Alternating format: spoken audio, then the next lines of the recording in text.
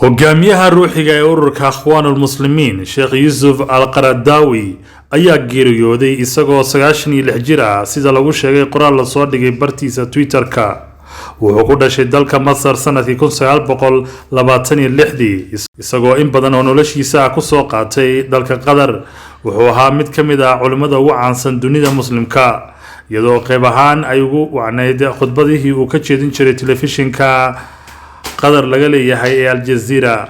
khudbadihiisa oo ay malaayiin qof daawan jireen ayaa waxa ay sii horiyeen xiisadihii horseeday in Sacuudiga iyo dalalka kale ee gacanka ay xayiraad ku soo rogaan Qatar sanadkii 2017, iyagoo sidoo kale Qaradawi ku tilmaamay wadad argagixiso. Qaradawi waxaa laga mamnuucay inuu galo dalal badan. Faransiiska ayaa mar laga tarxiilay, Mareykanka ayaa laga mamnuucay inuu galo sanadkii 1999. waxaa sidoo kale laga diiday dalalka Australia iyo UK.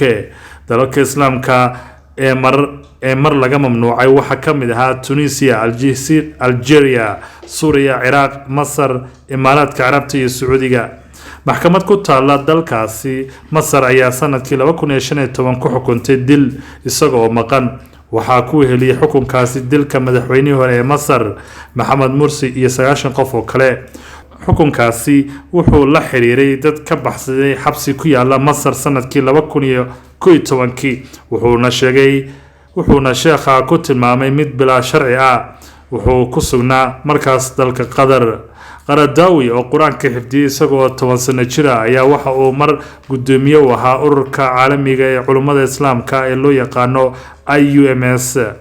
wuxuu ka soo horjeeday sheekhu fikirka takfiirka oo ah fikir ay isticmaalaan kooxaha mintidiinta ah si ay cudurdaar ugu sameeyaan dilka muslimiinta ka aragti duwan, iyagoo ku tilmaamaya inay yihiin murtadiin. wuxuuna cambaareeyay kooxaha Al-Qaacida iyo Daesh inta uu noolaa sheekhu. si kastaba haatee, hogaamiyaha ruuxiga ururka Akhwaanul Muslimiin ayaa geeriyooday isagoo 96 jir ah.